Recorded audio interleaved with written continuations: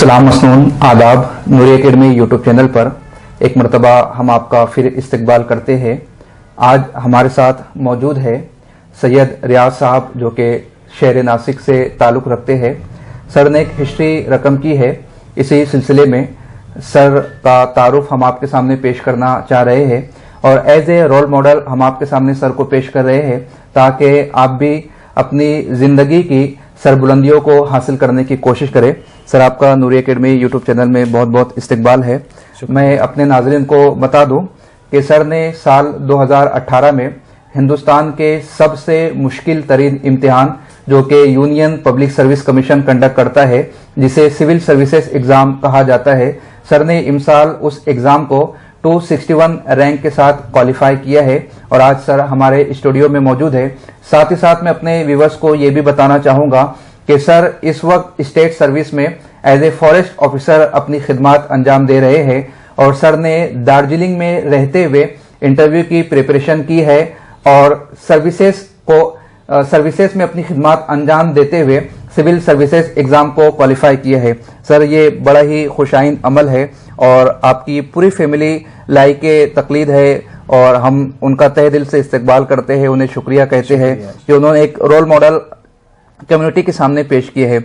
सबसे पहले सर, आप हमारे व्यूवर्स को ये बताइए कि आपकी पूरी जर्नी किस तरह से रही है और आपने इस अचीवमेंट को किस तरह से हासिल किया है।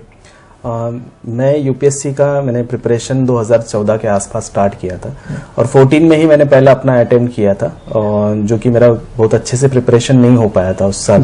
तो कहीं ना कहीं मेरा जो परफॉर्मेंस था वो काफ़ी वीक था, बट मुझे ये पता था कि मैंने अपना प्रिपरेशन उस लेवल का, स्टेज का नहीं था मेरा। तो उस वक्त मुझे कहीं ज़्यादा ये नहीं हुआ।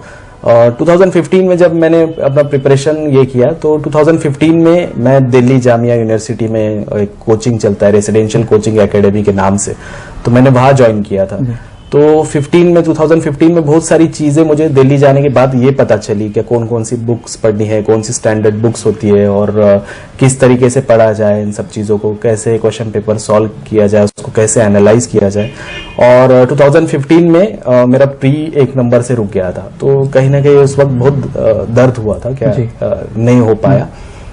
बट ये है कि उस गलतियों से सीखा, 2 साल की जो गलतियां था उसको एनालाइज किया और तीसरे साल में जब आया तो मैंने प्रीलिम्स में फिर 2016 में मेरा प्रीलिम्स क्वालिफाई हुआ और उसी साल मेरा मेंस भी क्लियर हुआ। उसी साल मैंने इंटरव्यू भी दिया, बट इंटरव्यू में थोड़े कम नंबर होने की वजह से मेरा सिलेक्शन नहीं हो पाया।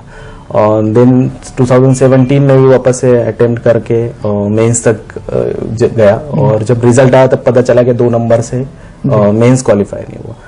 तो इन कश्मकश में कहीं ना कहीं ये लग रहा था कि अटेम्प्ट ज़्यादा हो रहे, एज ये हो रही थी, बट सोचा था कि एक अपना वो एक एम ठहरा लिया है, एक ख्वाब देखा है, तो उसको कहीं ना कहीं पूरा किया जाए।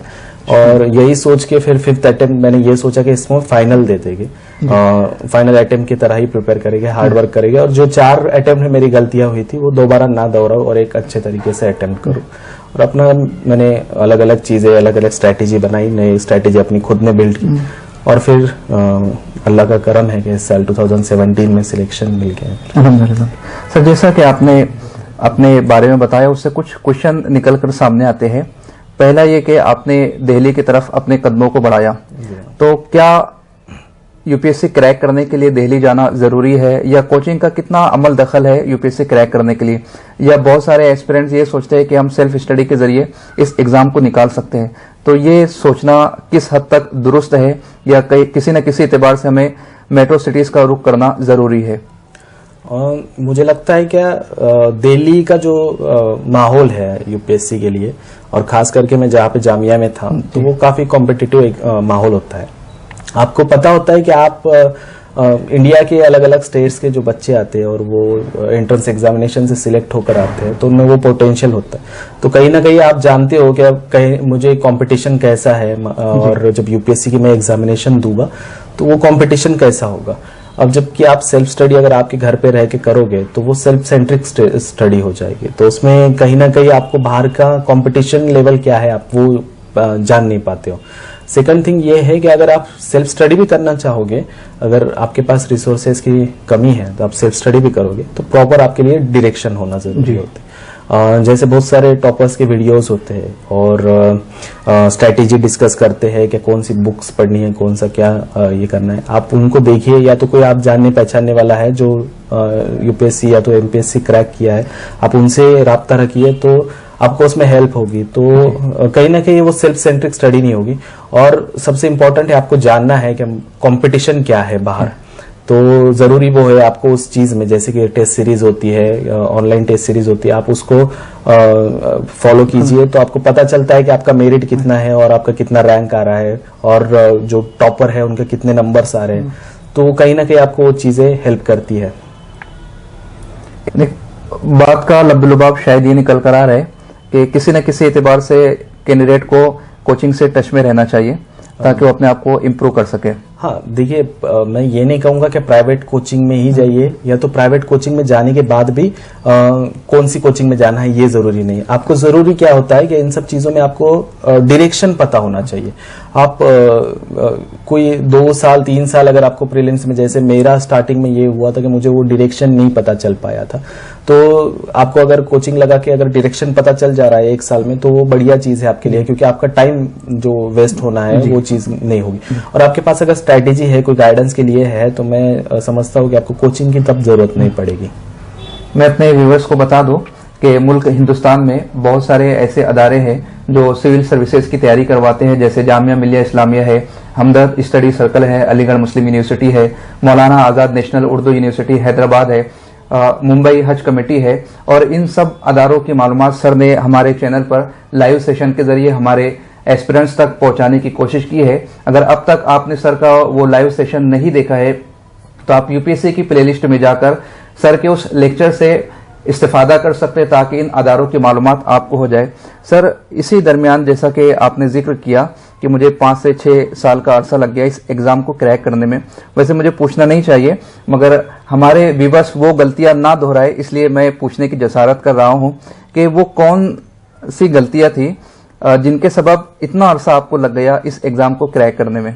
सबसे पहली गलती तो मेरी ये थी कि मैंने जब प्रीलिम्स में मैं अटेम्प्ट करता था तो मैं जितना कॉन्फिडेंस नहीं होता था उससे ज्यादा क्वेश्चन अटेम्प्ट करता था। बस ये टेम्पटेशन होता था कि मुझे ज्यादा क्वेश्चन अटेम्प्ट करने, और जबकि यूपीएससी में नेगेटिव मार्किंग वाली सिस्टम होने की वजह से आपके बहुत सारे नेगेटिव्स हो जाते हैं, तो आप मेरिट में कट ऑफ के कहीं ना कहीं आपका नीचे मार्क्स नंबर बाहर हो जाता है। अब मैंने ये स्ट्रेटेजी रखी थी कि आपको प्रीलिम्स में जस्ट कट ऑफ क्लियर करना है, तो आपको 160 भी लेकर आओगे या तो 106 भी लाओगे, कट ऑफ 106 है तो दोनों भी सेम लेवल पे है, दोनों भी मेंस ही लिखने वाले। तो मैंने वहां अपनी स्ट्रेटेजी ये कर दी। 2 साल मेरे वो जो गलतियां हुई तो वो मैं दोबारा ये नहीं किया, तो मैं कम नंबर मतलब क्वेश्चन ही कम अटेम्प्ट करता था और जो कॉन्फिडेंस मुझे जिस क्वेश्चन पे था वो करता था। जब मेंस की बात आई तो मेंस माशाल्लाह मेरा फर्स्ट अटेम्प्ट में ही मेंस क्वालिफाई हुआ था, बट कहीं ना कहीं मेरा जीएस में नंबर अच्छे से नहीं आ पा रहे थे। तो मैंने वो गलती ये थी क्या, राइटिंग प्रैक्टिस, जबकि आपकी टेस्ट ही राइटिंग आंसर है तो आपकी प्रैक्टिस बहुत ज्यादा जरूरी है। तो मैंने स्टार्टिंग में उतनी प्रैक्टिस नहीं की थी, तो कई बाद में जो इस साल का सिलेक्शन है वो कहीं ना कहीं मेरी प्रैक्टिस उसमें हेल्प की थी। तो मैं यही कहूंगा कि मेंस के लिए राइटिंग प्रैक्टिस आपको मस्ट है, आपको उसके लिए कोई अदर ऑप्शन नहीं है, आपको राइटिंग करना ही है। इंटरव्यू के लिए इंटरव्यू जैसे कि आपको 1-to-1 इंटरेक्शन करना है तो आप बहुत ज्यादा अच्छे से कम्युनिकेशन आपका स्किल होना चाहिए और प्रेजेंस ऑफ माइंड होना चाहिए। तो ये बिल्ड तभी होगा कि जब आप कोई प्रैक्टिस करोगे, मॉक टेस्ट, मॉक इंटरव्यू दोगे, या तो आप सबसे बेस्ट ऑप्शन होता है कि आपके मिरर के सामने बैठिए और आप उसकी प्रैक्टिस कीजिए। तो UPSC is all about practice, और अगर आप प्रैक्टिस नहीं कर रहे हो तो कहीं ना कहीं आप कंपटीशन से हट जाओगे। तो मैं यही चाहता हूँ कि जो प्रैक्टिस वाली जो गलतियां हैं वो बच्चे दोहराए, ये ना करें। सर, यूपीएससी के इन तीनों स्टेप्स के लिए आपने कौन सी स्ट्रेटेजी फॉलो की थी? मैं उसको मतलब मेरे खुद के लिए मैंने जो बनाई थी तो उसको एफएचओ स्ट्रेटेजी बोलता था। जैसे कि प्रीलिम्स जो होता है वो फैक्चुअल इंफॉर्मेशन होता है। मैं गौर करिए वर्ड पे कि फैक्चुअल इंफॉर्मेशन बोल रहा हूँ, फैक्चुअल डाटा नहीं बोल रहा हूँ। डाटा होगा मतलब वो डेट्स के 21, 22, 23, 24 ऐसे ऑप्शन देंगे तो वो डाटा हो जाएगा। आपको इन्फॉर्मेशन होनी चाहिए, फैक्चुअल इन्फॉर्मेशन लेनी चाहिए आपको, तो वो प्रीलिम्स के लिए आपको जरूरी होती है। और एच मैं मेंस के लिए यूज करता था, एच मींस होलिस्टिक। जबकि आपको लिखना है उसको, एक टॉपिक को आपको 250 वर्ड में लिखना है, या तो आपको अगर ऐसे लिखना है तो आपको इतना लेंदी ऐसे लिखना है, एथिक्स केस में केस स्टडीज लिखना है, तो आपको वो होलिस्टिक चीजों का नॉलेज चाहिए। तो आप जब प्रिपरेशन करोगे तो कोई भी मतलब पॉइंट आप स्टडी कर रहे हो तो उसको आपको होलिस्टिकली डील करना है। और ओ मींस ओपिनियन, जो कि इंटरव्यू के लिए था। तो मेजर इश्यूज जो भी चल रहे हैं अभी करंट रिलेटेड, तो उसमें आपका ओपिनियन जरूरी होता है। जैसे कि कोई बर्निंग इशू था, जैसे आरबीआई की ऑटोनॉमी में जब प्रिपेयर कर रहा था, तो आरबीआई की ऑटोनॉमी के बारे में जब डिस्कस कर रहे थे, तो आपके पास एक बैलेंस ओपिनियन होना चाहिए कि गवर्नमेंट जो कर रही है वो आरबीआई के हक में है या नहीं है, या तो गवर्नमेंट का कोई स्टेप है। अगर आप क्रिटिसाइज कर रहे हो तो आपका बैलेंस ओपिनियन होना चाहिए। क्या हाँ, आपके पास वैलिड रीजन होना चाहिए जब आप गवर्नमेंट को क्रिटिसाइज करोगे। तो ऐसे मैंने एफएचओ स्ट्रेटेजी बनाई थी अपने प्रिपरेशन को, और ये तीनों को मिलके मैं इंटीग्रेटेडली पढ़ाई करता था। कोई अलग अलग पढ़ाई नहीं किया, मतलब प्रीलिम्स को अलग कंपार्टमेंट और मेंस को अलग कंपार्टमेंट ऐसे करके मैंने पढ़ाई नहीं की, तीनों को एक साथ में पढ़ाई करता। शुक्रिया सर। सर एक क्वेश्चन आपके रिश्तेदारों के हवाले से, वैसे आपके सभी रिश्तेदार अक्सर यहाँ पे बैठे हुए, मैं उनसे भी माजरत चाहूंगा। बहुत सारे आईएएस ऑफिसर्स के जब हमने इंटरव्यूज लिए तो पर्सनल चैटिंग में उन्होंने इस बात का इजहार किया कि कुछ रिश्तेदार ऐसे होते हैं जो हमें मोटिवेट करते हैं और बहुत सारे ऐसे होते हैं जो हमारा मोरल डाउन करते हैं। फॉर एग्जांपल हमारी शहर की एक आईएएस है भाग्यश्री, उन्होंने खुद अपनी स्पीच में कहा था कि जब मुझे 5 से 6 साल का अरसा लग गया इस एग्जाम को निकालने में, तो उनके रिलेटिव आकर उनके पेरेंट्स को टॉन्ट करते थे और इस तरह से उनका मोरल डाउन करने की कोशिश करते हैं। तो इस सिलसिले में आपका क्या एक्सपीरियंस रहा? आपके रिश्तेदारों ने आपको कितना मोटिवेट किया और कितना आपका मोरल डाउन किया? नहीं, ये चीज़ों में मुझे बहुत सारे रिलेटिव्स का काफ़ी सपोर्ट था, और वो एक मोरल सपोर्ट के वजह से कहीं ना कहीं एक 5 साल का मैं जो स्ट्रगल पीरियड है वो अपना ये कर पाया। बट हाँ, कुछ एग्जांपल्स है ऐसे भी, मेरे साथ भी कुछ वाकया पेश हुए हैं। बहुत सारे रिलेटिव्स को ये चीज़ों के बारे में बहुत ज़्यादा नॉलेज नहीं होता है, क्या एक्चुअल में यूपीएससी के एग्जामिनेशन क्या होती है। तो बहुत सारे इनको रिलेटिव्स को ऐसा लगता है कि एक ग्रेजुएशन के जैसा 3 साल की एक कोई डिग्री हासिल कर रहे हो, तो आप उन चीज़ों को आपको फेस करना है, आप उन चीज़ों से भाग नहीं सकते हो। तो बढ़िया है कि आप उनको उनके इसी में लैंग्वेज में जवाब दीजिए कि इंशाल्लाह इसी साल मेरा ये डिग्री मिल जाएगी, और उन सब चीज़ों से आप, उन निगेटिविटी से आप कहीं ना कहीं बच जाओगे। और जो बात ये है क्या, पेरेंट्स के लिए वो आके टॉन्ट करते हैं, तो इन सब चीज़ों में खास करके पेरेंट्स को मैसेज दूंगा कि हाँ, टॉन्ट्स तो ज़रूर सुनने को मिलेगी आपको। बहुत सारे रिलेटिव्स आपसे कहेंगे कि बच्चे की उम्र निकल रही है, आपको शादी करनी है, या तो अभी तक जॉब नहीं कर रहा है, ये नहीं कर रहा है। आप बच्चे को अगर आप प्रिपरेशन स्टेज में स्टार्ट किए हो कि आपको यूपीएससी करवाना है, तो बच्चे पे भरोसा रखिए और उसको वो कॉन्फिडेंस दीजिए, उसको एक मोरल सपोर्ट दीजिए। तो इन फ्यूचर उसका जो साइकोलॉजिकल जो सपोर्ट है उसको वो बूस्ट मिलता है कि मेरे घर वाले मेरे पीछे डट के खड़े हैं, और वो कहीं ना कहीं आपके प्रिपरेशन स्टेज में भी आपको कॉन्फिडेंस देता है। तो वो हेल्प करेगा आपको कि सक्सेस के इसमें आपको और नजदीक करीब लेकर जाएगा। इस क्वेश्चन को पूछने का मेरा पर्पज यही है कि आप में से बहुत सारे स्टूडेंट्स इस एग्जाम की तैयारी कर रहे होंगे। जिस तरह सर के रिश्तेदार है, आपके भी यकीनन रिश्तेदार होंगे, कुछ आपको मोटिवेट करेंगे, कुछ इस तरह के एग्जाम्पल भी निकल कर सामने आएंगे। तो सर ने बहुत अच्छा तरीकेकार उसके हवाले से आपको बताया कि आप उनको उनके एंगल से ट्रीट करने की कोशिश कीजिए, वो जिस तरह की मेंटेलिटी रखते हैं उसके अकॉर्डिंग आप जवाब देने की कोशिश कीजिए।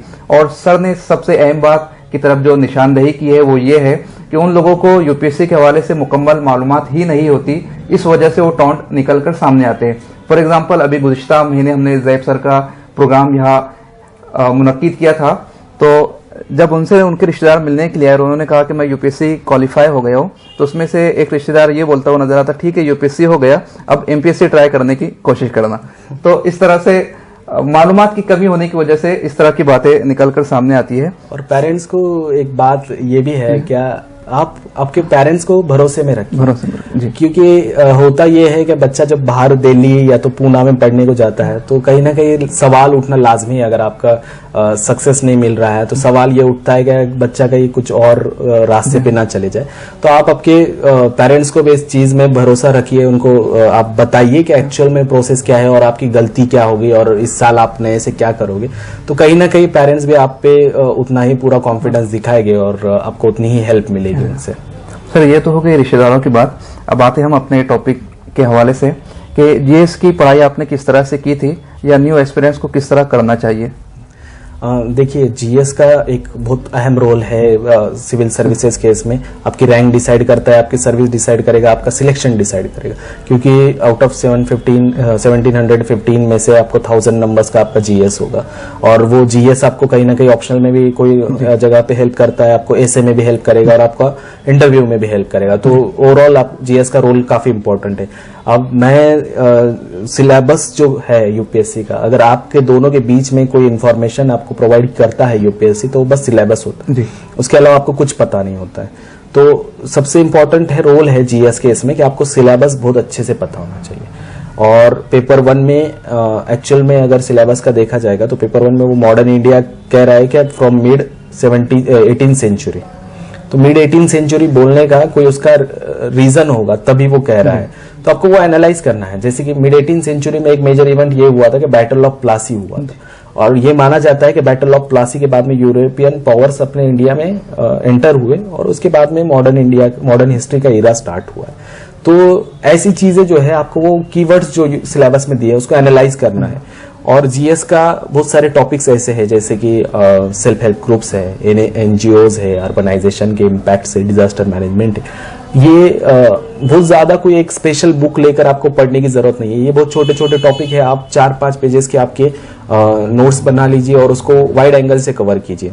और जीएस में जितना ज्यादा आप जीएस के लिए आंसर राइटिंग की प्रैक्टिस करोगे और आपका प्रेजेंटेशन जितना इंप्रूव करोगे, वो कहीं ना कहीं आपको बहुत ज्यादा हेल्प करेगा। अल्टीमेटली आप 14 घंटे पढ़ रहे हो या 10 घंटे पढ़ रहे हो, ये यूपीएससी नहीं जानता है। आपके 3 अटेम्प्ट हुए या 5 अटेम्प्ट हुए, यूपीएससी ये नहीं जानता है। यूपीएससी बस इतना जानता है कि आप 3 घंटे में वहां पे बैठ के उस आंसर का, उस क्वेश्चन का आंसर किस तरीके से कर रहे हो। तो आपको आपकी जीएस की पढ़ाई उस डायरेक्शन में करनी है आपको। और जैसे हम 4 स्टूडेंट्स का हमने ग्रुप बनाया था, और करंट अफेयर जो जीएस के रिलेटेड है, हम उसको 100 टॉपिक्स हम जो मोस्ट प्रोबेबल है उसको निकाल कर 25-25 में डिवाइड कर देते थे। तो इस वजह से होता यह था कि हमारा टाइम भी कम लगता था, हमारे ज्यादा टॉपिक्स कवर हो जाते थे। और हम जैसे आंसर लिख रहे हैं एग्जामिनेशन में, जैसे आंसर लिख रहे हैं उस फॉर्मेट में हम उसके नोट्स निकालते थे। तो वो जब हम डिस्कस करने बैठ जाते थे तो एक दिन में हम पूरा डिस्कस कर लेते थे। तो 100 टॉपिक्स हमारे एक दिन में चारों के साथ में डबल रिवीजन के साथ हमारे कवर हो जाते थे। तो कहीं ना कहीं आपको ग्रुप स्टडी भी हेल्प करती है। अगर आपके पास ग्रुप नहीं है तो फिर आप कोशिश करिए कि आप ऑनलाइन कुछ प्लेटफॉर्म यूज कीजिए, व्हाट्सएप यूज कीजिए, उसका उसमें जो सीरियस एस्पिरेंट्स है उनका व्हाट्सएप का ग्रुप बनाइए। जैसे कि महाराष्ट्र में एक सिविल सर्विस इंटरव्यू के लिए एक ग्रुप चलता है जो कि आपको इंटरव्यू में काफी हेल्प करता है, और वहां पे जो सिलेक्टेड कैंडिडेट्स है और जो अच्छे एस्पिरेंट्स है उनका एक ग्रुप बना हुआ है। तो ऐसे कोशिश कीजिए कि आप ऑनलाइन भी आपके दोस्त सोशल मीडिया का यूज करके कैसे पॉजिटिवली इसमें यूज कर सकते हो। सर, जैसा भी आपने जिक्र किया 7 घंटा पढ़ाई, 8 घंटा पढ़ाई, यूपीएससी को लेके ये नेगेटिव परसेप्शन बहुत ज्यादा है कि इसमें कई घंटे पढ़ना होता है। ये है, या इन जैसे और कौन कौन से नेगेटिव परसेप्शन है और उनसे किस तरह से बचा जा सकता है? देखिए, शेड्यूल के मामले में अगर आप ये करूँ तो मेरा कोई फिक्स शेड्यूल मैंने अपना बनाया नहीं था। तो होता ये है कि आप शेड्यूल बनाते हो कि आप सवेरे 7 बजे उठोगे और आपका रात में 10 बजे तक आपका शेड्यूल बनाओगे, और उसी दिन आप अगर 8 बजे उठ जाओगे तो आप 1 घंटा लेट चल रहे हो शेड्यूल के हिसाब से। तो आपके कहीं ना कहीं वो बॉदरेशन हो जाता है, आपके इसमें दिमाग में चल रहा होता है कि मैं ऑलरेडी 1 घंटा लेट हूँ, उसमें और चीजें अलग अलग इश्यूज क्रिएट होते हैं उसमें। तो मैं ये करता था कि मैं ये सोचता था कि अपना जो प्रिपरेशन कर रहा हूं तो मैं उसको एक टारगेट के तौर पे देखता था। जैसे मुझे ये एक बुक पढ़नी है तो मैं सोचता था कि मैं इसको 3 में उसको खत्म करने की कोशिश करूं, और ऐसे शेड्यूल मैं टारगेट्स ये करता था। तो मैं बिलीव नहीं करता हूँ उस चीज पे कि टाइम टेबल सेट करके और ये किया जाए। और सेकंड थिंग ये है कि कोई ये नहीं कह सकता है कि मैं 10 घंटा कंसिस्टेंटली पढ़ूंगा। मैं ये कहता हूं कि आप कंसिस्टेंसी रखिए आपके पढ़ाई में, बट कोई टाइम लिमिट मत रखिए। कोई संडे है, अगर आप चाहते हो कि इन सब चीजों में आप कभी डिप्रेस हो रहे हो या तो पढ़ाई के सेल्फ सेंट्रिक हो जा रहे हो, होम सिकनेस आ रहा है, तो आप बाहर निकलिए, आपके दोस्तों में जाइए, मूवीज देखिए। इन सब चीजों की मनाही नहीं है यूपीएससी के प्रिपरेशन में, बट आप कितने आपके माइंड को फ्रेश रखते हो इन सब चीजों में। और आप जब पढ़ाई कर रहे हो, अगर आप 10 घंटे पढ़ाई करके उसको अनप्रोडक्टिव कर रहे हो और 5 घंटे पढ़ाई करके उसको प्रोडक्टिविटी आपकी वो हाई है, तो कहीं ना कहीं आपके 5 घंटे बेनिफिशियल है। तो मैं यही कहूंगा कि आप जब पढ़ोगे तो आपका प्रोडक्टिविटी हाई होनी चाहिए। तो आप मोबाइल साइड में रख दीजिए, सोशल मीडिया का यूज मत करिए जब आप पढ़ाई कर रहे हो, आप उसके बाद में उसको यूज कर सकते हो। बट आपका जो ये शेड्यूल का एक मामला ये है। अब निगेटिव परसेप्शन की जब बात करता हूँ तो निगेटिव परसेप्शन में ये होता है क्या, लैंग्वेज सबसे पहले कि लैंग्वेज बैरियर है। जो कॉन्स्टिट्यूशन में जो 22 लैंग्वेजेस लिखी है उसमें जो वो यूपीएससी आपको अलाउ करता है कि आप उन सब चीजों में आप लिख सकते हो। तो लैंग्वेज एक बैरियर नहीं है। अगर आप रीजनल लैंग्वेज से पढ़े हो तो मुझे लगता है कि आप उसमें उस आंसर मीडियम आप चॉइस कर सकते हो। इंटरव्यू के लिए वो मीडियम चॉइस कर सकते हो। मराठी में लिखना चाहो तो मराठी में लिखो, हिंदी में, उर्दू में, इंग्लिश में, आपको लैंग्वेज बैरियर नहीं है। सबसे इंपॉर्टेंट है कि आप कितने क्वालिटी से कितने क्वांटिटी से रिजल्ट वो क्वेश्चन का आंसर कर रहे हो और कितने क्वेश्चन अटेम्प्ट कर रहे हो, कितने अच्छे से लिख रहे हो, ये ज्यादा इंपॉर्टेंट होता है लैंग्वेज का। सेकंड मिसकंसेप्शन एजुकेशनल बैकग्राउंड का होता है।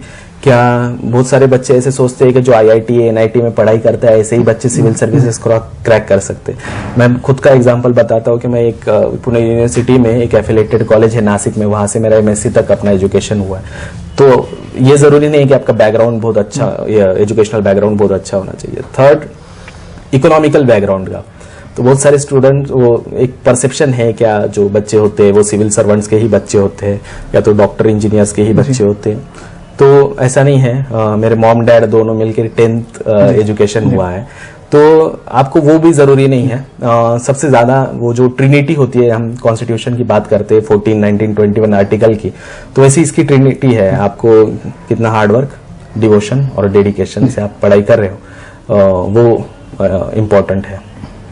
देखा नाज़रीन, सर ने नेगेटिव परसेप्शन के हवाले से बातें की और इस बात को उजागर करने की कोशिश की कि जो बैरियर आप अपने जहन में लेकर चल रहे हो कि माशी एतबार से बहुत ज़्यादा खुद कफील होना चाहिए या तालीम याफ्ता पेरेंट्स हो तो हम जाकर क्रैक कर सकते हैं, ऐसा नहीं है।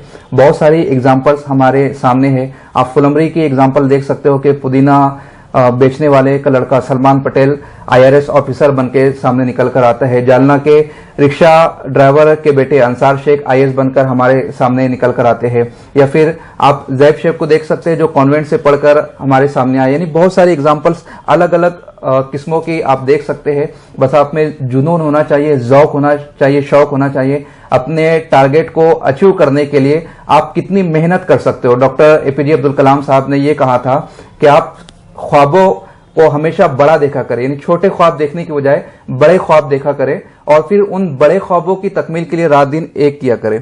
तो यही जुनून अगर आप में है तो आपका इकोनॉमिक बैकग्राउंड मैटर नहीं करता है, आपके घर की तालीमी लियाकत क्या है वो मैटर नहीं करती है। आप में जौक है, जज्बा है तो आप हर इम्तिहान को क्वालिफाई कर सकते हो। बात है जुनून की, बात है जज्बे की। सर के हवाले से मैं आपको बता दूं कि 12 में सर मैथमेटिक्स में फेल हो गए थे, मगर सर का जज्बा इतना हाई लेवल का था कि सर ने मुल्क के सबसे मुश्किल तरीन इम्तिहान को क्वालिफाई करके हमें एक मिसाल बता दी कि अगर आप में ज़ौक़ और जुनून है तो किसी तरह का बर्डन आपकी राह में सद्दे राह नहीं बन सकता है। सर, इन्हीं तमाम नुकात के साथ साथ आप हमारे चैनल के मीडियम से पेरेंट्स को, व्यूवर्स को या न्यू एस्पिरेंट्स को कुछ मैसेज दे दे ताकि वो भी मोटिवेट होकर इस एग्जाम के हवाले से कुछ लाएअमल तैयार कर सके।